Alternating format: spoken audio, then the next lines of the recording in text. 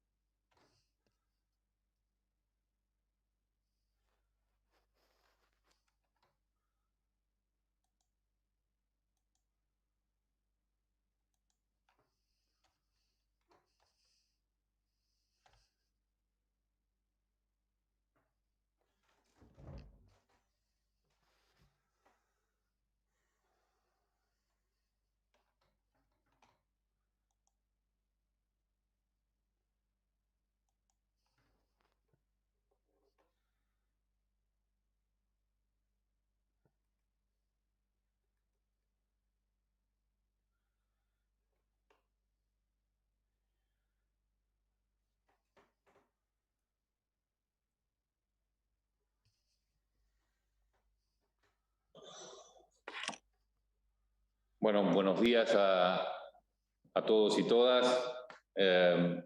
Ya comenzamos con nuestro encuentro mientras se agregan las demás personas que bueno, son de nuestra red de expertos y los invitados que nos han solicitado ingresar. Por ello, en primer término, tanto para refrescarle quiénes somos a nuestro amigo Channing, con quien ya hemos estado reunidos contándole sobre el Consejo Económico y Social y sobre la Unidad de Ciencia del Comportamiento y Políticas Públicas. Para aquellos que recién hoy toman contacto con nosotros, les queremos decir que el 20 de julio se creó dentro de la Presidencia de la Nación y del Consejo Económico y Social la Unidad de Ciencia del Comportamiento y Políticas Públicas, que básicamente se dedica a tratar de aplicar los conceptos de las políticas, de la ciencia del comportamiento y los avances que ha tenido en los últimos 20 años y sobre todo de la creación del Behavioral Insights Team, la primera NAT Unit, o Unidad de Ciencias de la Conducta creada en el Reino Unido, y que ya, según la última conferencia que le escuché a Richard Taylor, el Premio Nobel de Economía 2017, ya llegan a más de 400 en todo el mundo.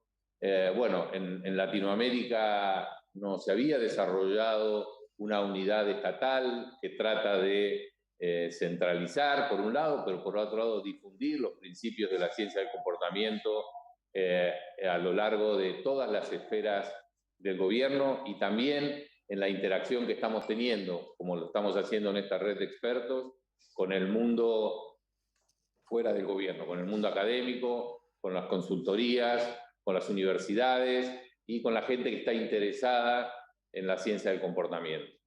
En este punto se ha conformado la red de expertos, nombre un poco presuntuoso quizá, pero llamado así porque es el que le dan los organismos internacionales a este nucleamiento en donde hay básicamente una interacción interdisciplinaria, que es una de las características básicas de la ciencia del comportamiento.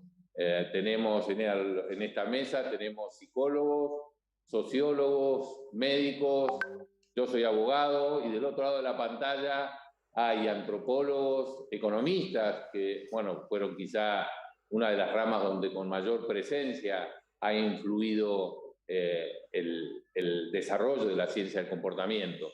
Bueno, esta red de expertos ya cuenta con más de 200 miembros, y por otro lado también en estas oportunidades tratamos de ampliar nuestra cobertura aún a aquellos que no están incorporados pero que están interesados. De hecho, una cantidad importante de estudiantes nos han pedido ingresar, así que les agradecemos que estén hoy con nosotros. Y hoy queremos compartir con ustedes una charla con Channing Yang. Bueno, Channing, si yo mal no he entendido de lo que charlamos y lo que he buceado en su biografía, es originario de Hawái, ha estudiado economía en California, en UC Davis, después obtuvo un doctorado en economía en Hawái, hizo estudios postdoctorales en Princeton, pero también es un hombre de mundo porque ha estado dando clases de inglés en Checoslovaquia, ahora trabaja en el Centro Busara de Economía de la Conducta, de Economía del Comportamiento, que tiene base en Nairobi y otras 5 oficinas en África y en Asia. Channing está desde el año, el Centro Busara fue creado en el año 2011, desde el año 2013 Channing se incorporó y es ahora el CEO, el jefe, el director de este centro, que tiene muchísimos desafíos en la aplicación de la ciencia del comportamiento, desafíos que son bastante comunes a los que podemos afrontar nosotros en el desarrollo de estas políticas públicas desde las perspectivas del comportamiento humano. Compartimos algunas de las preocupaciones que nos expresa la página del Centro Busara, que les recomiendo calurosamente por la profundidad que tiene y por la crudeza en la cual expone los desafíos que afrontamos quienes tenemos que hacer ciencia del comportamiento de países no weird, como llama. Este juego de palabras que convierte en acrónimo lo que quiere decir raro o extraño, que es weird, que son de países occidentales, desarrollados, industrializados y con tradición democrática. Bueno, aplicar estos principios teóricos, pero sobre todo estos desarrollos prácticos que se han hecho en el mundo occidental y desarrollado, a países como el nuestro, que presentan realidades diferentes, o a países como los que trabaja Channing y los que trabaja el Centro Busara, en donde los desafíos son múltiples y diferentes, y donde confluye este conflicto entre la mente humana, que es una, y la realidad cultural, que es diversa. Bueno, ese trabajo de adaptación que ha hecho Channing y su equipo de trabajo en Busara es muy útil para nuestro trabajo futuro. Y antes de darte la palabra, quería primero agradecerte, Channing, que hayas tomado este tiempo para charlar con nosotros, que hayas tenido la candidez y la sinceridad de venir a plantearnos no solamente cuáles han sido los éxitos del Centro Busara, sino también cuáles han sido sus fracasos y cuáles siguen siendo sus preocupaciones. Y fundamentalmente que nos hable de esa palabra que siempre está presente en cada uno de tus escritos, en cada una de tus exposiciones, que es el contexto.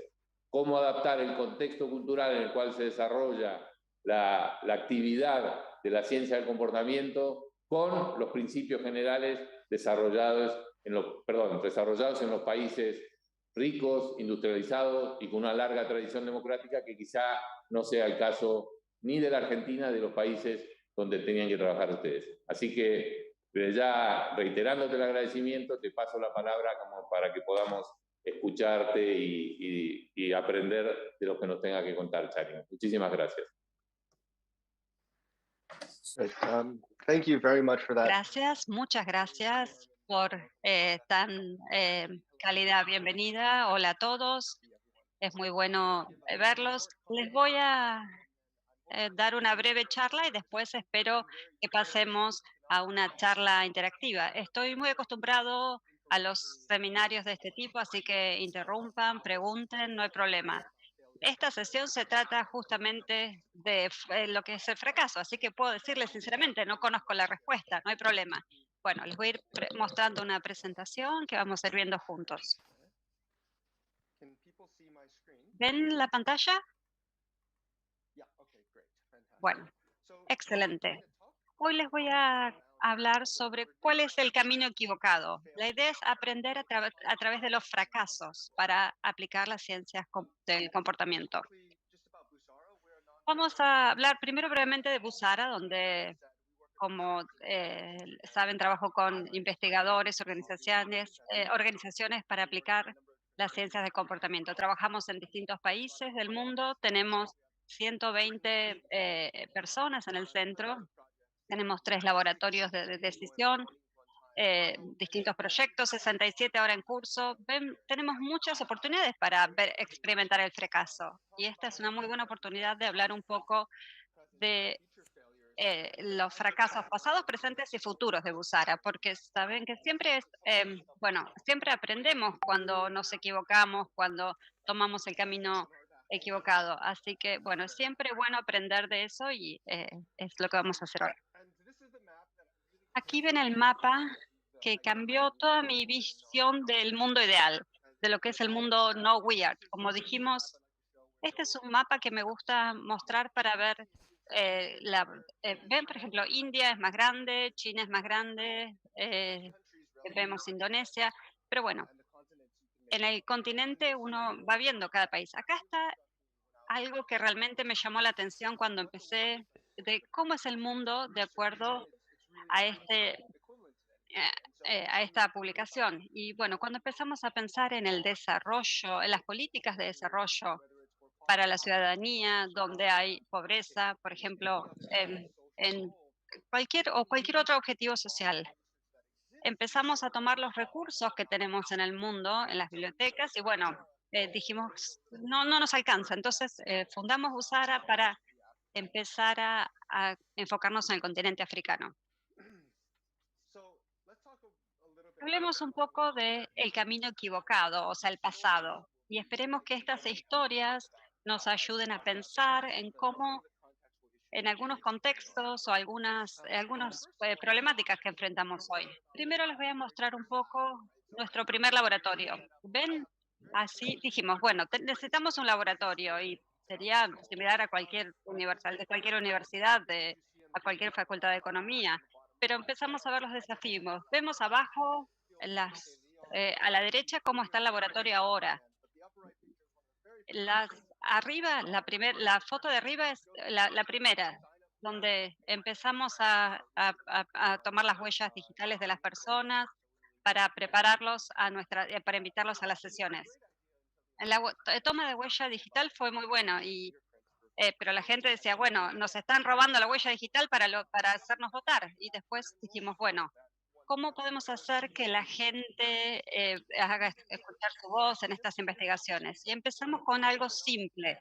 A veces era un desafío por el contexto. Recuerdo que al principio, cuando comenzamos, nos decían, bueno, éramos como espías del gobierno y eso es lo que pensaban. Entonces empezamos a tratar de desarrollar una conexión con las comunidades con las que trabajamos y eso fue algo muy importante en cuanto a los desafíos iniciales de Busara y también tiene que ver con los éxitos que tenemos hoy, que realmente nos dedicamos a la participación. Les voy a contar 13 historias que van a mostrar estos fracasos. La primera es el científico y el carnicero. Es un estudio que hicimos en Busara. El objetivo aquí era comprender el efecto del estrés en la toma de decisiones económicas. La psicología dice, bueno, todos tenemos distintas formas, desde lo que es social, farmacológico. Siempre tenemos estrés, tenemos que hacer pruebas de estrés social. en estas pruebas de estrés social lo que hacemos es exponer al participante a un entorno de estrés y empiezan a hablar. Por ejemplo, ahora empiezo a hablar. La idea es, cuando uno empieza a dar estas charlas, uno es evaluado y esa evaluación crea un entorno de estrés. Con lo cual, a la derecha vemos cómo los profesionales que están muy serios en el laboratorio intentan hacer lo posible. Y a la izquierda intentamos emular también el experimento original. El problema era que la gente, bueno, ¿qué pasaba con el estrés? En las sesiones me hablaban de manera muy estresante y por algún motivo les dijimos, ¿qué pasa? Bueno, y empezaron a no estar tan estresados. Y después les pregunté, ¿por qué esto es tan estresante? Me dijeron, bueno, mira, hablar en público es estresante. No tenemos un problema. El tema es, ¿por qué hay un carnicero en la sala? Un carnicero, dije, ¿cómo puede ser? ¿A qué te referís con un carnicero en la sala? Y entonces vieron que en Kenia todos los carniceros usaban cofias, guardapolvos blancos, entonces pensaban que eran carniceros porque tenían guardapolvo blanco. Y entonces, por eso, bueno, eso le generaba estrés. No habíamos tenido en cuenta el contexto, lo que es hablar en público. Entonces, no contextualizamos lo que implica un guardapolvo blanco en una sala. Y entonces el sentido era que en Kenia o en el contexto en el que estábamos, no, esto había generado un entorno de estrés. Entonces, bueno, hay que empezar a abordar estos paradigmas. La segunda historia que les quiero compartir aquí es cómo nació Priti. Esto pueden ver en el blog, en la web, pero bueno, les voy a mostrar ahora algo general para ver el contexto que mencionamos. Vamos a comenzar con la heurística representativa. En los libros de heurística uno siempre ve esto y me interrumpen, por favor, si tienen preguntas a medida que avanzamos. Pero bueno, ¿qué es la heurística de representatividad? Si le mostramos a alguien que tiene una representatividad, podríamos ignorar. Les voy a leer acá lo que dice y después lo vamos a ver juntos. Primero el problema de Linda, como dice, ¿cuál es el problema original de Linda? Estaba frustrada, Linda de 31 años, soltera, muy inteligente, con estudios en filosofía, fue una estudiante muy preocupada en temas de discriminación y justicia social y también participó en manifestaciones antinucleares. Por favor, mire las siguientes posibilidades y ranquéelas. 1, la que más la describe, 8, la que menos la describe. 8 afirmaciones sobre Linda y tenemos que rankearlas para ver cuál es la que más la describe. Ven que ahí hay como unos rayitos eléctricos. La 6 dice, Linda es cajera de un banco. Y la 8 dice, Linda es cajera de banco y participa de manera activa en un movimiento feminista. ¿Cuál es el problema aquí? Cuando leemos sobre Linda, quizás creemos que tiene una participación activa en un movimiento feminista y no creeríamos que es cajera de un banco, pero podemos ver aquí qué ocurre. Podríamos rankear 8 más que 6. Si bien sabemos que a nivel matemático 8 no es posible que sea, o sea, 8 es más que 6, es un subconjunto, pero lo que vemos aquí es que estamos armando una historia para representar a alguien ignorando ciertas categorías que son subconjunto de otras. Así que tengamos esto en cuenta. Sabemos que si Linda es cajera de un banco, bueno, seguramente es cajera de un banco, pero lo que vemos a la derecha es el resultado del estudio que hicimos, tanto en Estados Unidos como en Kenia. Lo hicimos con distintos estudiantes en Princeton primero y después en Kenia. En Princeton estaban mucho más inclinados a poner 8 arriba de 6. La proporción de gente que dijo 8 más que 6, 56%, como ven. En cambio, en Princeton dijeron, bueno, es un tema matemáticamente imposible, pero ¿qué pasó? No funcionó también en Kenia. Cuando replicamos este trabajo, vimos que, bueno, 6 es más probable.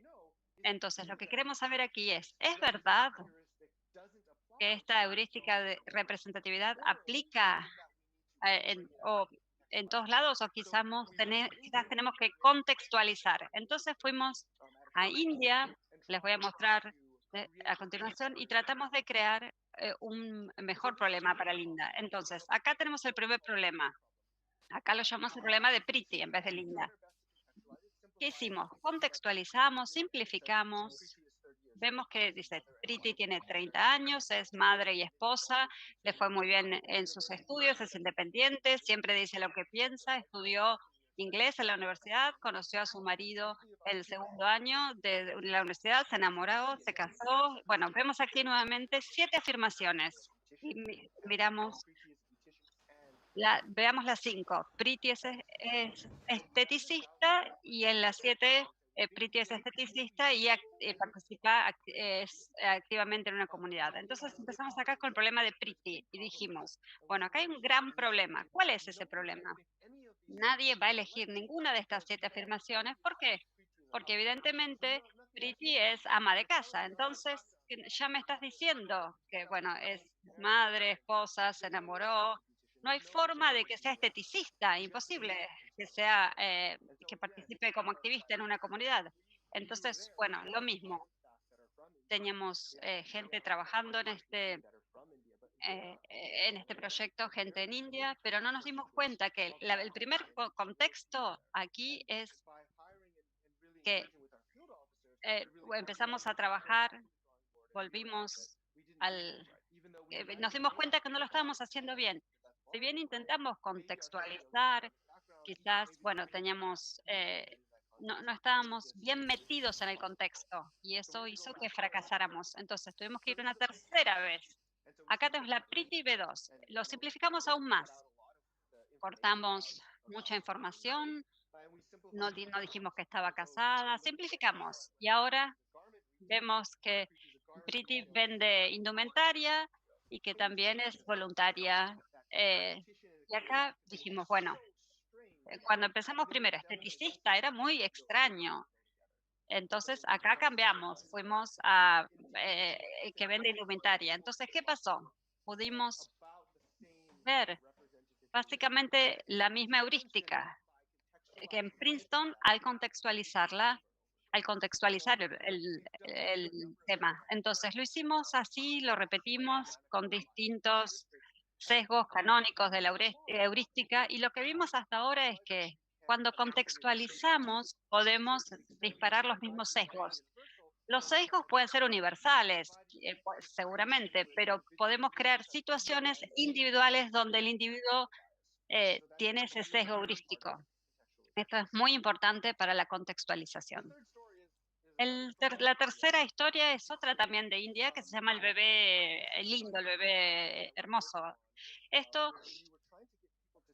Acá tratamos de hacer de que la gente, de las futuras madres, tomen pastillas prenatales. Acá, ¿qué vimos? Que teníamos calendarios, los calendarios son muy comunes en India, son muy populares. A la gente en India le pone calendarios en todos los lugares de la casa. Es como que tienen estos almanaques por todos lados.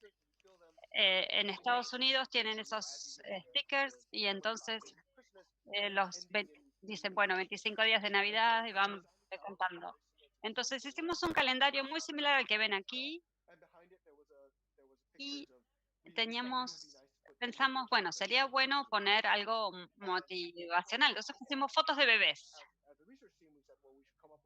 Y entonces empezamos a buscar fotos de bebés de la región para representar a la gente, a las personas, para que representen a los bebés locales. Y me choqueó aquí ver, esto también fue muy interesante. Me dijeron, no quiero ver fotos de bebés de la India, quiero ver fotos de bebés blancos. Y eso realmente fue fascinante.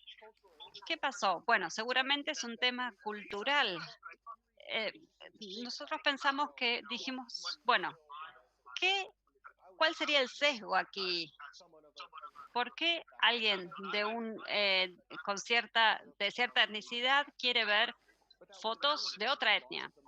Y ahí empezamos a ver que muchas madres preferían ver, bueno, fotos de bebés rubios. Y dijimos, bueno, porque pensamos que teníamos un contexto, no implicaba que conocíamos todo sobre los deseos de las personas, la herencia, el pasado. Es realmente algo muy delicado ver qué va a ser efectivo o qué tiene que ver con la herencia o qué se puede hacer. Entonces, bueno, dijimos, bueno, busquemos un bebé, como ven acá, que tiene pelo marrón. Y bueno, entonces fue muy efectivo esto en los resultados y pudimos llegar al 40%, como ven. Entonces, bueno, brevemente, ¿qué aprendimos del pasado? Creo que aquí tenemos que decir, bueno, cuanto antes fracasemos, mejor. Tenemos que fracasar rápido. No nos quedemos con un fracaso demasiado tiempo.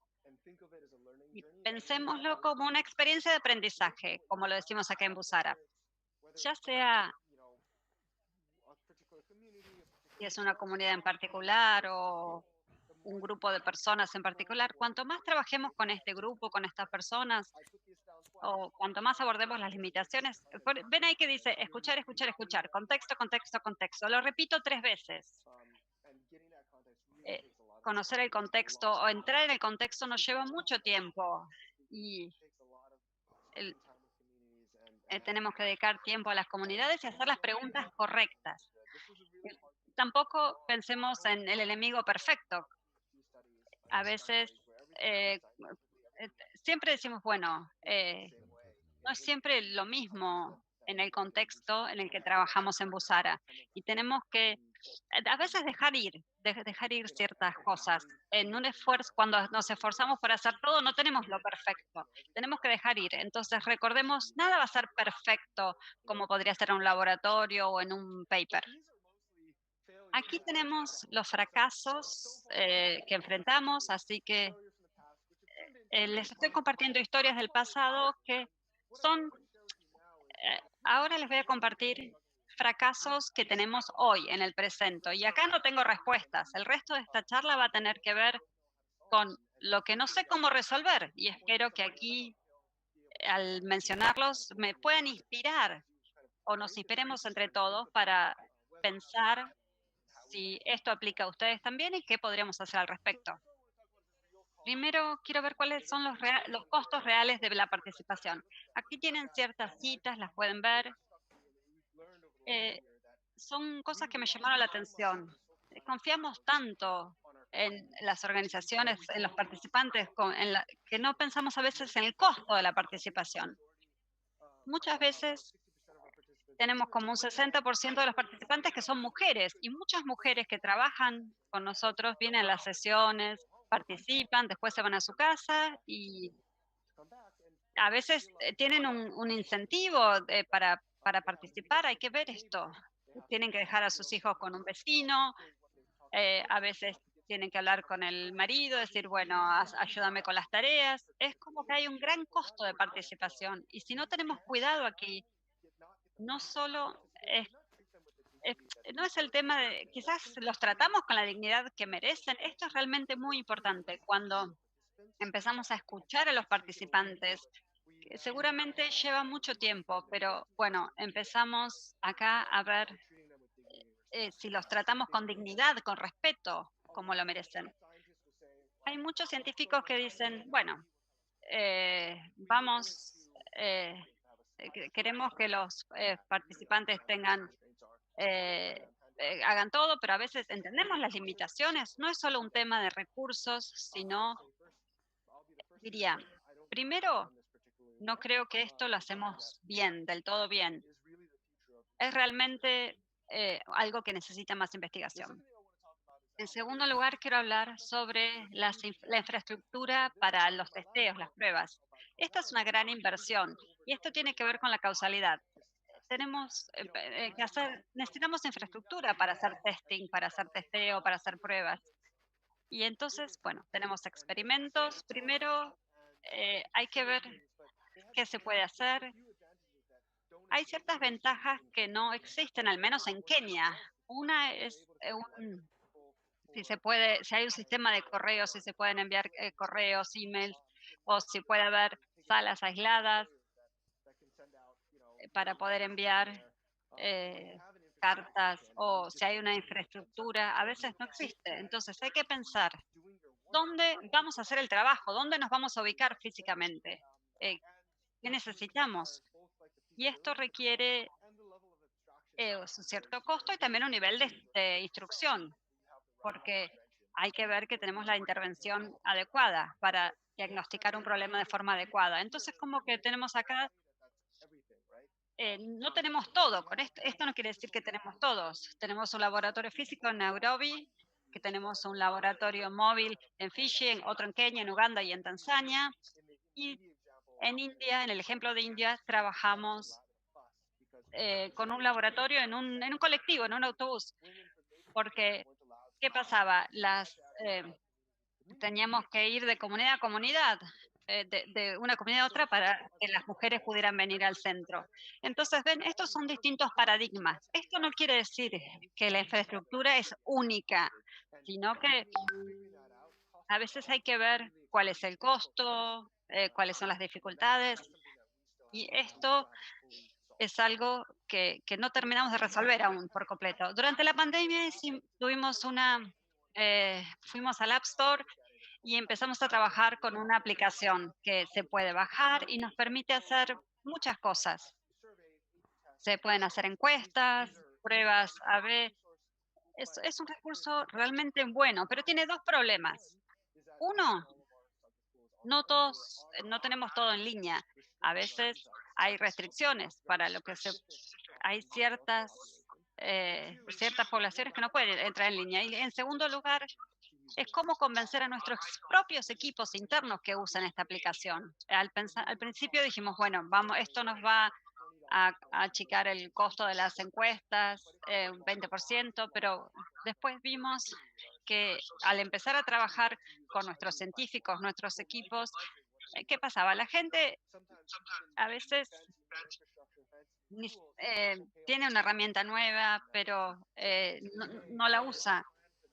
Entonces, ¿cuál fue el plan? Que al menos la mitad de nuestro proyecto estuviera con esta herramienta. Pero bueno, realmente fue mucho menos de lo que había imaginado el uso.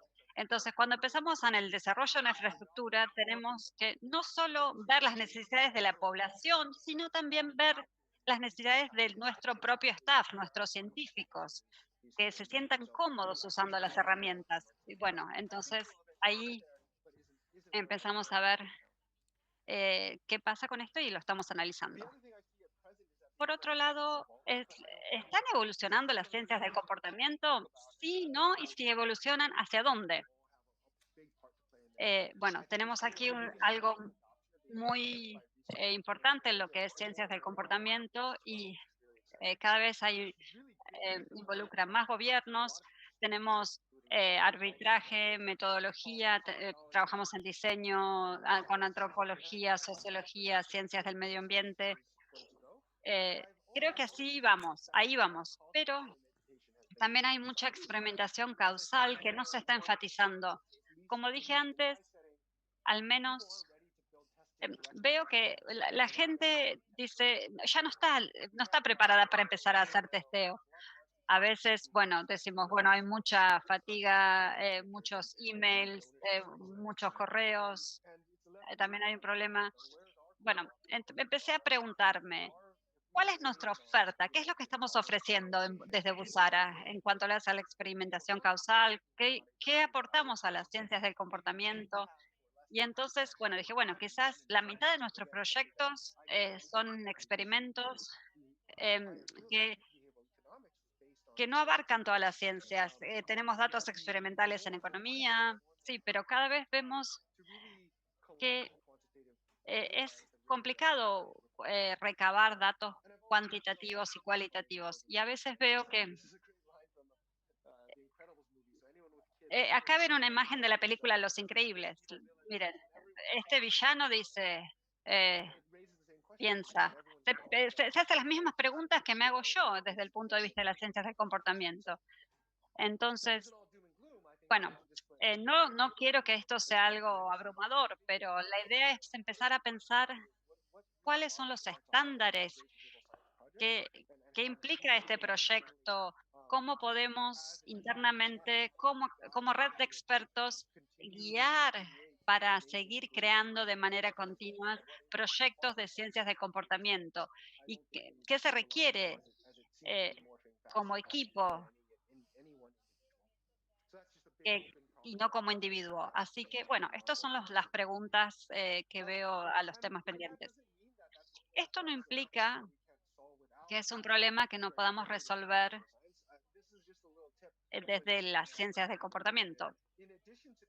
Además de la naturaleza disciplinaria de los científicos del comportamiento, creo que pensar como equipo es muy importante. Pero bueno, no es solo una cosa es el científico, otra cosa es la ciencia. A veces pensamos en el mundo académico, empezamos a ver distintas perspectivas, distintas habilidades, y aquí tenemos, bueno, experiencias de trabajo que hicimos con distintas estrategias en India. Es importante a veces, por ejemplo, tener un líder carismático que pueda traducir, hacer que la gente se entusiasme. También tener una gestión de proyectos eh, con fortalezas. A veces tenemos el 90% de nuestros proyectos se van de la línea de tiempo. ¿Por qué? Porque no tenemos una gestión de proyectos sólida. Y lo mismo en cuanto al expertise. Sin esto, muchas veces las ciencias del comportamiento, a veces es como que, bueno, uno martilla y se martilla el dedo. Entonces, bueno, hay que pensar en cómo abordar estos problemas. También de expertos técnicos, bueno, sin duda, ustedes tienen expertos técnicos maravillosos y no se olviden también de las personas que implementan, que tienen que ser experimentadas. A veces los fracasamos, ¿por qué? Porque contratamos gente para el campo que, si bien nos puede ayudar, a veces en el contexto son apropiados. Y por último, no nos olvidemos de la historia que contamos, del diseño de esa historia. A veces tiene que ver esto con intervenciones para ayudar a las personas y convencerlas. No es solo un tema de compartir tablas, gráficos, no, sino de diseñar algo que permita que sea tangible, que sea atractivo y contar una linda historia, una buena historia, para ver cómo hacer que el proyecto avance. Todo esto es parte de las ciencias del comportamiento. Bueno, y por último, como hablábamos del futuro, o sea, el camino equivocado, pero pensemos en el futuro. Acá seguramente hay problemas que no estamos enfrentando hoy, pero los podemos imaginar en los próximos 5 años. Entonces, fracasos futuros. Creo que aquí es, bueno, es complicado, pero un aspecto serían las colaboraciones para las investigaciones, tener mejor colaboración para la investigación en la ciencia del comportamiento. Creo aquí que es muy complicado. A veces, cuando empezamos a trabajar en colaboraciones para investigación, vemos que hay organizaciones individuales, hay que no tienen recursos, hay, bueno, a veces hay muy buenas universidades, pero sabemos que hay, bueno, no todas las universidades terminan publicando. eh, a veces lo que se pone sobre la mesa es distinto al resultado, con lo cual para nosotros es muy complicado identificar este tipo de colaboraciones para la investigación. Lo mismo la propuesta de valor para las organizaciones. Esto es complicado. Sabemos que bueno, hay financiadores, pero quieren ver algo. Entonces, después tenemos las organizaciones que realmente implementan o las personas a veces tienen un conflicto de interés con el financiador. Por eso estoy seguro aquí que no puedo hablar en nombre de un gobierno porque a veces dicen, bueno, no tengo el modelo, no tengo los recursos, no tengo la persona para involucrar. o no hablan el mismo idioma. Entonces, algo que me encantaría escuchar de los gobiernos, seguramente de la red de expertos aquí, es cómo podemos poner todo esto junto. Porque si no, bueno, en Busara nos pasa esto, que nunca podemos poner todo sobre la mesa. Entonces, bueno, me encantaría escuchar experiencias de ustedes, cómo involucrar mejor a los gobiernos locales. Y por último, tenemos una red de talento. ¿Cómo abrir esta red de talento a nivel interno? El- y ver, vemos que las capacitaciones en ciencias del comportamiento son muy raras, especialmente en África. Bueno, en algunos lugares hay ciertos programas, pero no existen en el contexto en el que trabajamos o en muchos de los países en los que trabajamos. Entonces, bueno, ver aquí cuando contratamos, cómo identificamos las personas con los con las habilidades técnicas. A veces ver, bueno, habla el mismo idioma, es difícil comprender el contexto. Tenemos que tener un valor. A veces usamos un sistema de scoring, un sistema de calificación, pero no terminamos de comprender cómo cuantificar lo que implica. Y por eso no creo que estemos contratando del modo más indicado. Y por último, les quiero mencionar, y después puedo responder preguntas, ¿estamos mirando las cosas al revés? Muchos de estos fracasos tienen que ver cómo llevar una ciencia weird a una ciencia no weird. Tenemos que empezar en crear una ciencia no weird, ver las adaptaciones que necesitamos para el contexto de los participantes. Tenemos que empezar a pensar, ¿cómo evitamos los fracasos a la adaptación? Bueno, y ahí es como empezamos a abordar las ciencias del comportamiento y decir, bueno, instituciones informales o qué es lo que la gente usa hoy en su vida y quizás cómo quizás usan atajos o para adaptarse a la intervención. Y también crear organizaciones de investigación, buscar participantes, es muy importante, ya sea en el mundo weird y no weird, y buscar eh, procesos de recompensas y resultados que tengan que ver con la innovación, la novedad. Mucho de lo que es ciencias de comportamiento está eh, trae innovaciones y novedad del mundo weird y cómo llevar esto a campos que quizás tienen más dificultades. Pero bueno, ¿cuál sería el mejor modo? Pensar, ¿cuál es el proceso para las ciencias del comportamiento? ¿Qué resultados queremos ver? Es, en general, vemos que lo que ocurre, por ejemplo, en la psicología o en las ciencias del comportamiento no es que algo que está definido, necesitamos buscar el enfoque para llegar al resultado deseado. Bueno, estos son algunos de los fracasos que he experimentado, pasados, presentes, futuros. Ahora los dejo de presentar y me encantaría estar ahí y ayudarlos.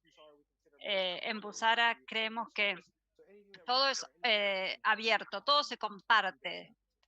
Y así que bueno, me detengo aquí con la presentación, les agradezco por escuchar y bueno, ahora sí que hacemos preguntas. Janine, muchísimas gracias. Súper interesante de todo lo que nos has contado. Y mientras los asistentes preparan sus preguntas, que la pueden hacer por el chat o levantando la mano con la herramienta de Zoom. La verdad que anoté cualquier cantidad de cosas, pero me voy a ceñir a una que es algo que nos está preocupando a nosotros, que como sabés, hace apenas 2 meses que estamos trabajando, y lo que sentimos es algo que también vimos que pasa en muchas agencias del sector privado o Nat Unit que se han quedado en el sector privado, pero para trabajar en el sector privado con herramientas que han tomado de las Nat Unit públicas, que es la presión por el tiempo. Por eso me interesaba saber cómo armás vos primero, bueno, tomar un campo y un experimento para realizar y para hacer un test randomizado. Después, pensar cómo lo adaptás a la realidad local. Después llevarlo a la práctica para recién después escalarlo. ¿qué espacio de tiempo, qué time frame manejás vos para esto? Porque la tensión que tenemos nosotros como integrante de la administración es que en estos 2 meses hemos tenido más de 30 pedidos de ayuda y lo que nos pide el funcionario es: tengo que operar en el terreno, tengo que trabajar, dame una solución.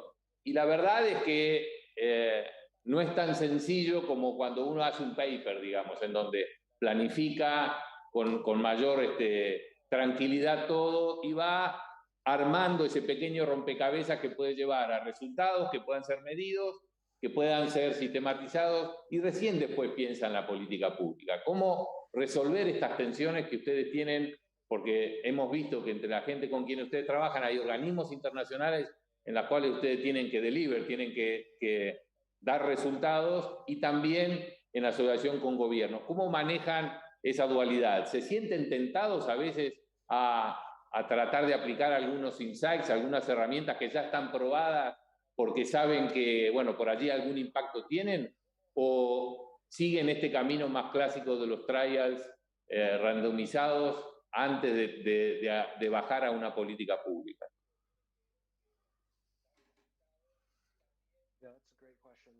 Muy buena pregunta. Bueno, creo que muchos de los programas sociales, de las ciencias sociales, miran solo la evaluación y la efectividad. Lo que les importa es la efectividad. Y hay un buen motivo. A los gobiernos les importa la efectividad. Pero no creo que piensen en la eficacia. Si pensamos en estudios aleatorizados, por ejemplo, la medicina, uno piensa en la eficacia. ¿Qué hay en un laboratorio? ¿Qué es lo ideal? Y después se piensa en la efectividad. Y este match, o sea, ¿cómo vamos de la eficacia a la efectividad?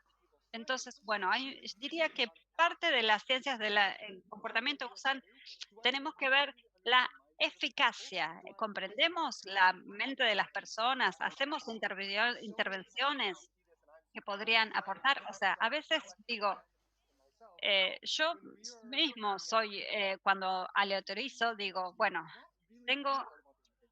no pensamos, pensamos, por ejemplo, efectivo, programas sociales, pero ¿cómo optimizamos esos programas sociales? Sabemos que son dos cosas que tenemos que comparar y queremos ver la efectividad, pero lo que siempre le digo a la gente, solo buscar los mejores recursos, solo los mejores. Y a veces, en este caso, no hay que testear tanto o testear a menor escala, porque, bueno, tenemos experimentos que a veces son más conceptuales.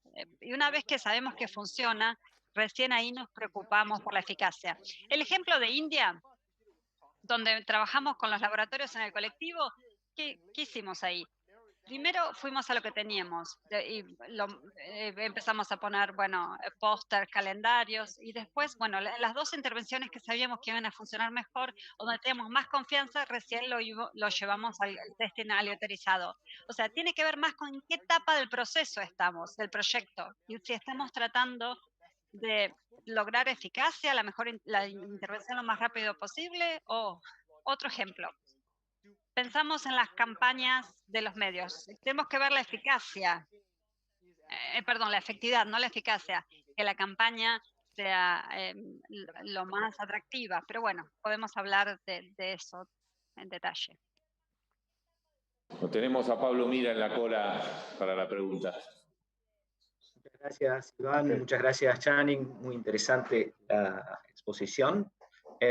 Bueno, como siempre, Argentina, digamos, es un país que no es ni de todo weird ni de todo no weird, ¿no? Somos occidentales, ciertamente, digamos, un poco educados, no tan industrializados, definitivamente no ricos y con democracias, digamos, todavía débiles.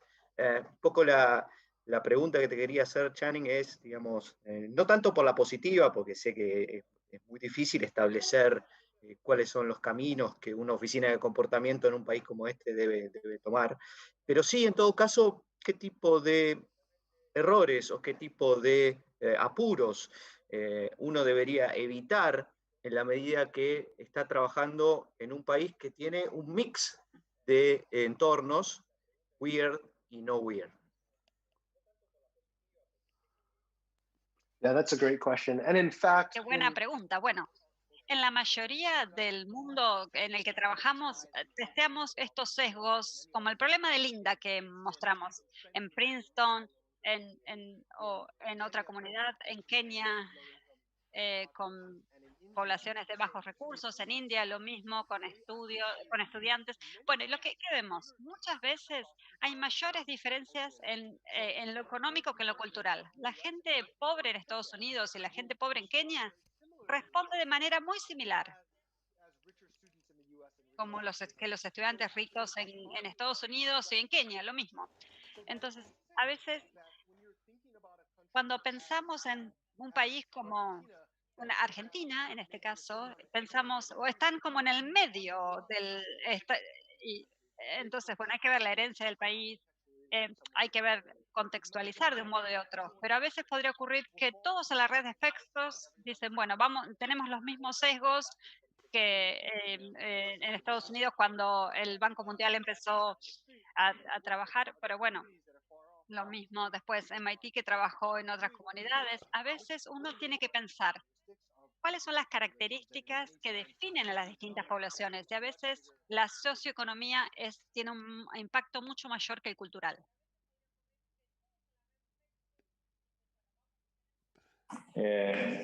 Gracias, Channing. La tenemos a Natalia Aquilino también esperando para preguntar.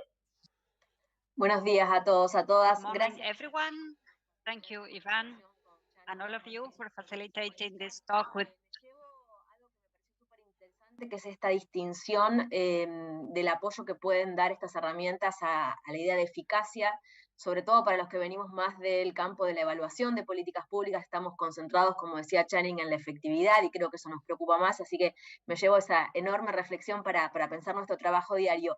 Pero quizás mi interés tenía más que ver con cuáles son los aprendizajes de ustedes en relación a poder crear un ambiente facilitador del uso de estas metodologías, ¿no? Pensando un poco más, no tanto en lo técnico, sino en el entorno político y cómo construir confianza y cómo quizás apalancar desde un enfoque más amplio los experimentos. Así que era eso, gracias.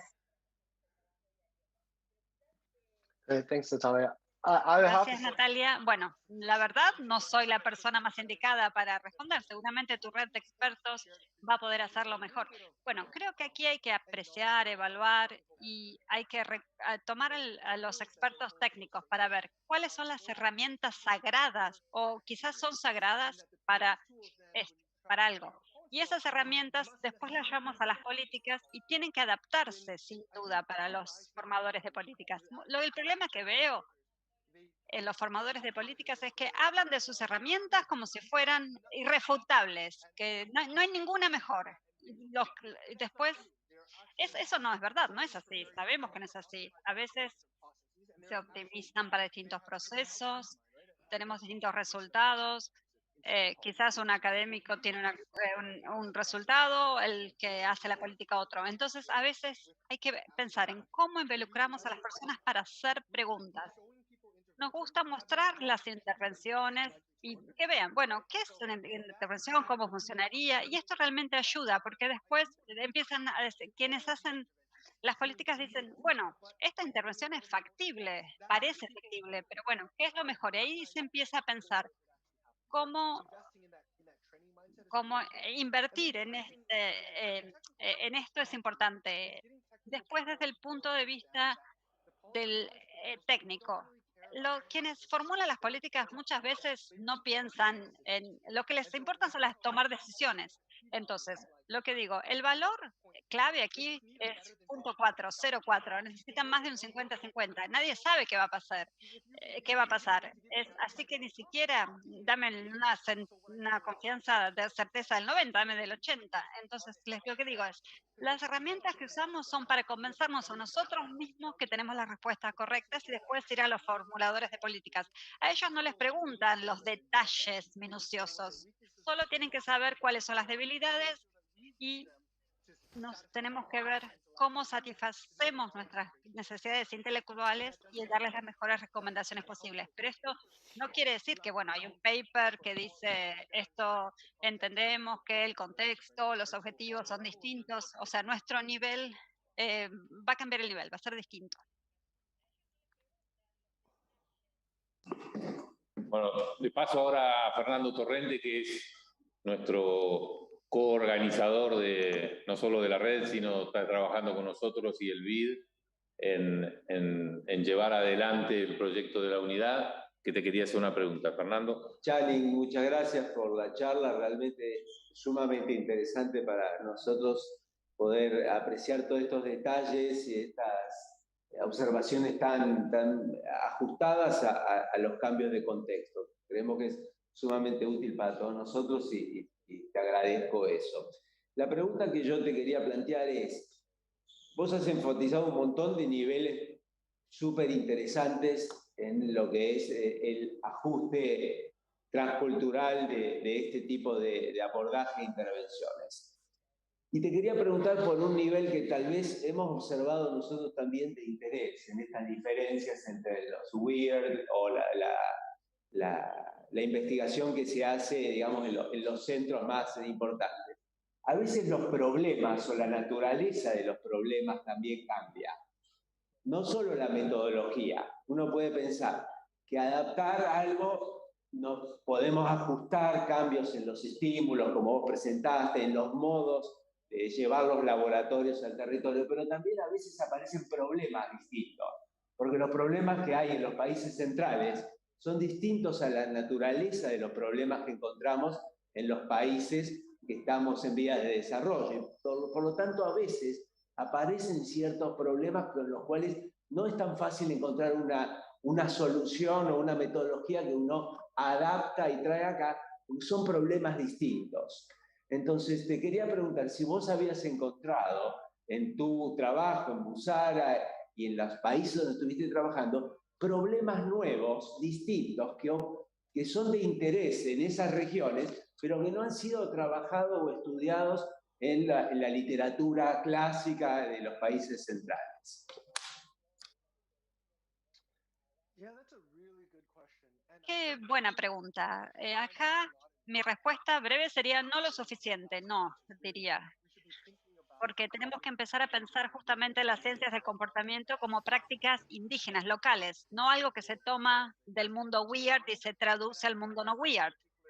Creo aquí que hay lugares como en particular Argentina o otros países de ingresos medios que tienen dificultades que las ciencias del comportamiento se enfocan en la pobreza extrema, pero por ejemplo el tema como el ahorro, algo básico como el ahorro, la inversión, el crédito, son todas cosas que existen y que realmente queremos mejorar la transferencia del efectivo, programas.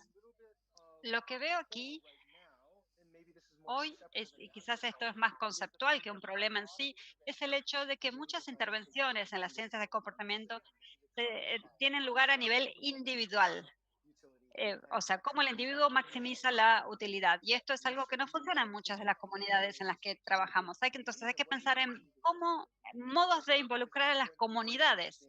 Esto va a ser algo muy interesante. Esta es una pieza muy importante en el rompecabezas. También tenemos que vemos que hay problemas o problemáticas que van a ser distintas de definir. Por ejemplo, algo que sería más de naturaleza más profiláctica para un país o para un gobierno. Por ejemplo, trabajamos con campañas antiparasitarias en Somalia y vimos, bueno, esto fue un problema nuevo, no mucha gente lo había tenido antes, este problema era propio, local.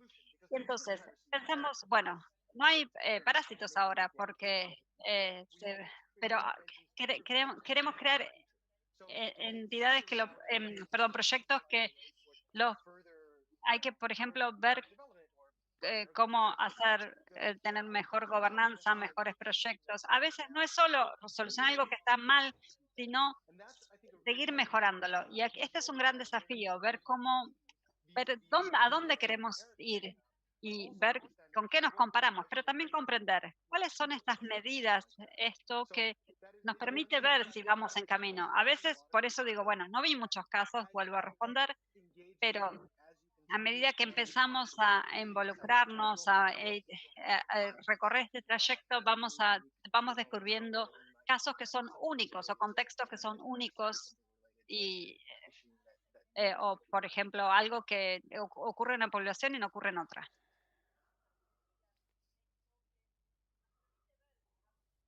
Bueno, si no tenemos más preguntas del piso, la verdad es que es tan interesante y tan desafiante lo que nos dijo Channing, y como buen científico nos ha dejado más preguntas y preocupaciones que soluciones concretas, y un panorama muy abierto para pensar soluciones en el futuro. En cuanto a las preocupaciones que nos quedan, es esto de los tiempos, que quizá es lo que nosotros estamos más presionados, o nos sentimos más presionados dentro de lo que estamos trabajando en la unidad. ¿Cómo hacer ese matching, ese Tinder, esa posibilidad de que todos los intereses se alineen? La necesidad de todo lo que vos planteaste, la necesidad de un desarrollo académico y de convencimiento, no solo en la sociedad científica, sino también en la comunidad política, de la utilidad y la oportunidad de tener soluciones costo efectivas con la ciencia del comportamiento. Al mismo tiempo que esta relación con la comunidad académica y científica se traslade a interacción con el gobierno. Nosotros estamos haciendo un concurso, como te había contado Channing, que cierra el 3 de octubre, en donde estamos tratando de conseguir fondos para que entidades privadas nos propongan y nos ayuden a solucionar, a pensar políticas públicas, sobre todo políticas públicas que tengan o que cumplan esta necesidad que nosotros tenemos, que es deliver, digamos, entregar algunas soluciones en un plazo relativamente corto, como son los que tienen los gobiernos, que tienen elecciones de medio término cada 2 años, tienen cambio de gabinete y renovaciones gubernamentales cada 4. Entonces, no tenemos el horizonte de tiempo que tiene Busara por delante, que es indefinido, si bien también obviamente las limitaciones temporales existen para todos.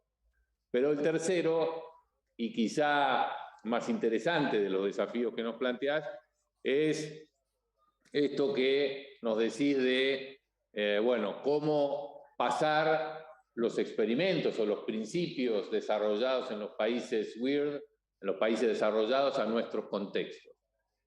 Y por eso yo los invito a quienes hoy están con nosotros que visiten la página del Centro Busara, porque es sumamente interesante, lo mismo que los papers de Channing, que están disponibles online, porque lo que se destacan allí es qué descubrimientos han hecho ellos de lo que han llamado algunas consignas universales sobre cómo los sesgos, los biases afectan a la persona por el solo hecho de ser persona, y cómo algunos tienen un tratamiento diferenciado en países como los nuestros y dentro de los propios países, como bien marcaba Channing, a quién los dedicas. Hay ejemplos allí en la página, por ejemplo, de cómo reaccionan los muchachos que estudian en universidades donde va la gente más rica y más preparada, de Kenia, por ejemplo, y cómo reaccionan en las comunidades pobres. Y son realidades que nosotros tenemos también, este contraste tan agudo y tan doloroso a veces entre sociedades, o parte de la sociedad muy rica y parte de la sociedad muy pobre, a pocos kilómetros o quizá hasta cientos de metros de distancia.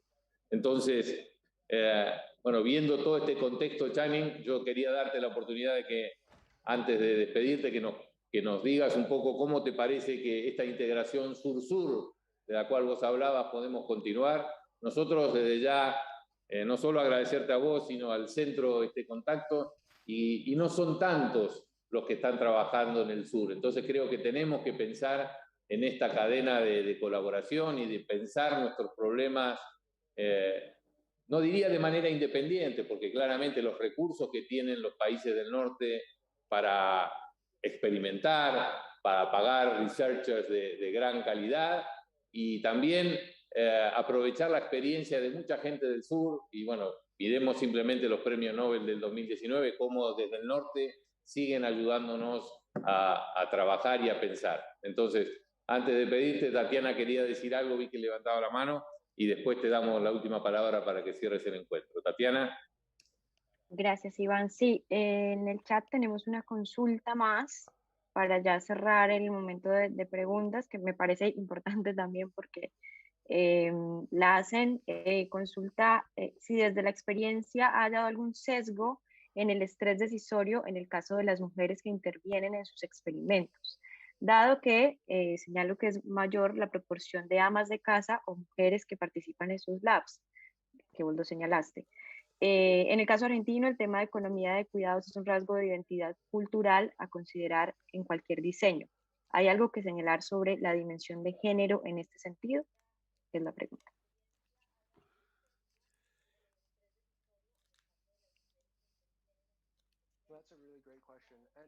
Qué buena pregunta. Bueno, realmente no lo analizamos, para ser sincero con ustedes.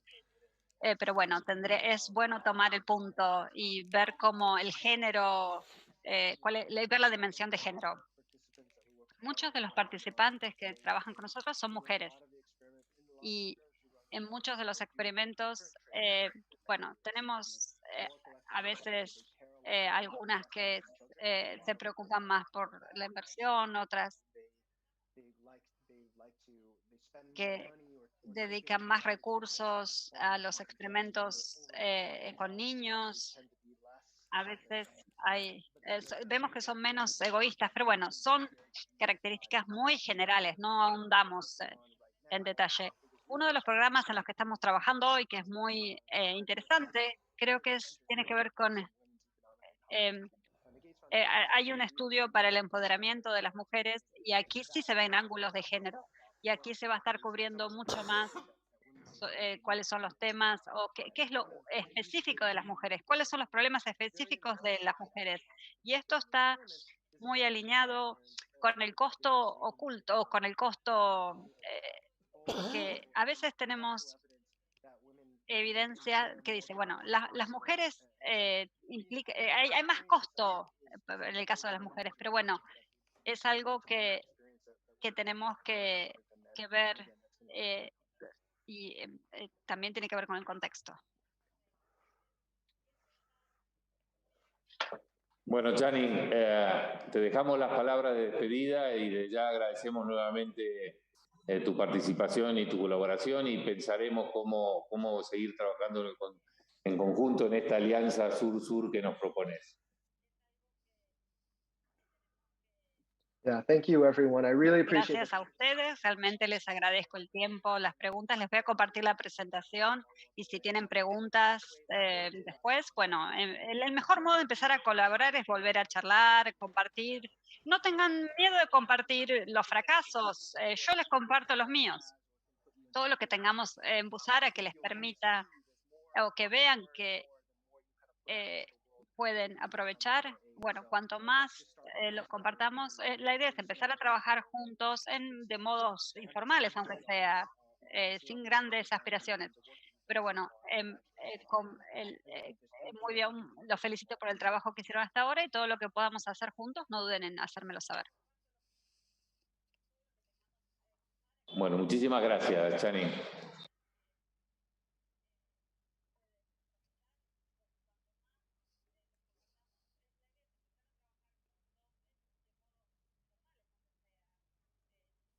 Tatiana. Sí, bueno, realmente agradeciendo a todos y todas quienes participaron también en sus preguntas. Estuve haciendo un resumen también un poco gráfico con lo que nos trajo hoy Channing. Entonces, esto lo vamos a compartir. Básicamente es como una ruta de los contenidos y los elementos destacables de toda la presentación, los casos específicos y algunos de los aprendizajes concretos para que ustedes los tengan ahí en cuenta. Y básicamente las respuestas a las preguntas que inicialmente fueron relacionadas con los tiempos de las intervenciones, también el caso específico en Argentina, qué errores evitar para intervenir en el país, los aprendizajes para crear ambientes no desde lo técnico, sino desde lo político para construir confianza con comunidades. Y bueno, estas dos últimas preguntas que también estuvieron muy importantes e interesantes. Aquí yo señalé algunos de los puntos más específicos. Sí, ¿alguno y alguna quiere decir algo más o quiere hacer una intervención final sobre la conversación de hoy o los aprendizajes o algo que quisiera también rescatar para la red? Adelante, si no, Iván, creo que seguimos para las cuestiones más relacionadas con lo local, ya de la convocatoria y nuestros temas internos de la red. Bueno, entonces ya lo lideramos, Channing, muchísimas gracias y bueno, te agradecemos tu participación. En relación a todos, lo que les quería decir Take es... care. Bye-bye. Gracias a todos, adiós, cuídense.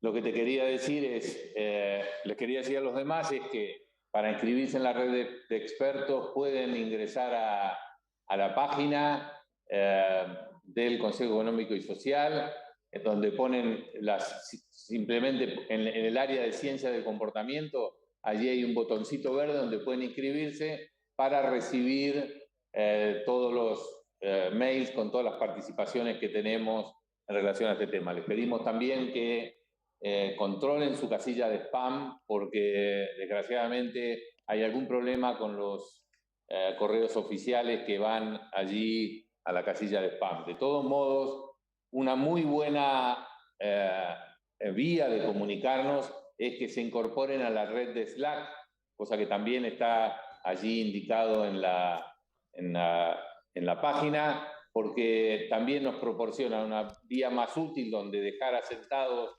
estos intercambios y en donde vamos a colgar tanto la presentación de Channing como el trabajo de coordinación, y resumen de lo que hoy hemos charlado con esos stickers que la verdad que al menos a nosotros nos resulta muy útil cuando nos tratamos de acordar de algo de lo que pasó, vamos a los stickers de Tatiana y son realmente muy, muy útiles. Y solo nos queda ya que se fue Channing, bueno, pensar en qué otra cuestión podemos charlar en estos minutos finales, sobre qué otras cosas podemos incorporar a la red, cómo podemos seguir trabajando y si hay alguna pregunta en relación a la convocatoria. Nosotros quisimos aprovechar esta charla y la posibilidad de estar con Channing antes de cerrar la convocatoria, que como ustedes saben se amplió hasta el día 3 de octubre, subiéndose el monto máximo hasta 2 millones de pesos, pero de todos modos nosotros creemos que en la segunda etapa que se abra a aquellos que se preseleccionen, aquellos proyectos que se preseleccionen, podamos negociar con los organismos públicos que vayan a trabajar o quizá con algún organismo internacional alguna financiación mayor para poder completar los estudios con mayor profundidad para aquellos que lo necesiten y quizás hay algunos que con ese monto, incluso montos menores que podamos acordar, puedan llevarse adelante. Así que si hay alguna pregunta, alguna mano levantada, podemos responder. No sé, Fernando, alguna otra acotación para ir cerrando, si no, ahí está Marcela. Marcela, te escuchamos. ¿Qué tal? Buenos días a todos y a todas.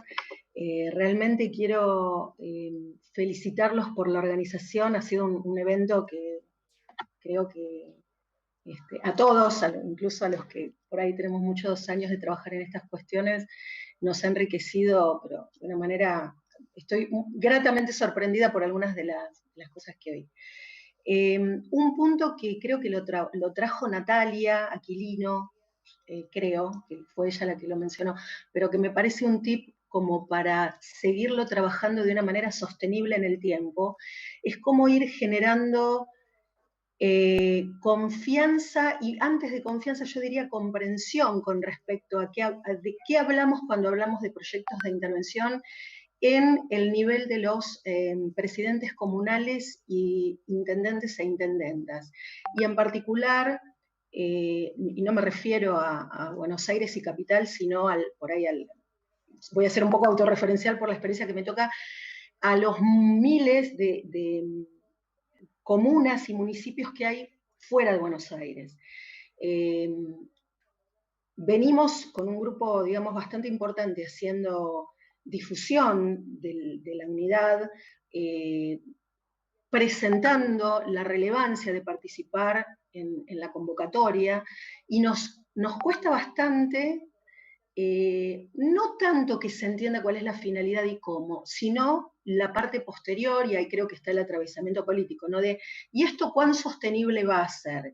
¿Y esto cuánto tiene que ver con que siga esta gestión o cambie? Bueno, y ahí entonces uno intenta explicitar que no, que digamos, no pasa por una cuestión de, del gobierno de turno, sino que estas intervenciones y las políticas públicas y bla, bla, bla, pero me refiero a que el generar engagement y compromiso en la clase política, en los niveles más operativos, creo que es un tema que no sé si se puede pensar desde talleres, quizás hacer videos o feeds o semillas cortitas que les podamos transmitir, trabajar mucho en la red de foros, tenemos varios foros de intendentes y presidentes comunales, por ejemplo, foros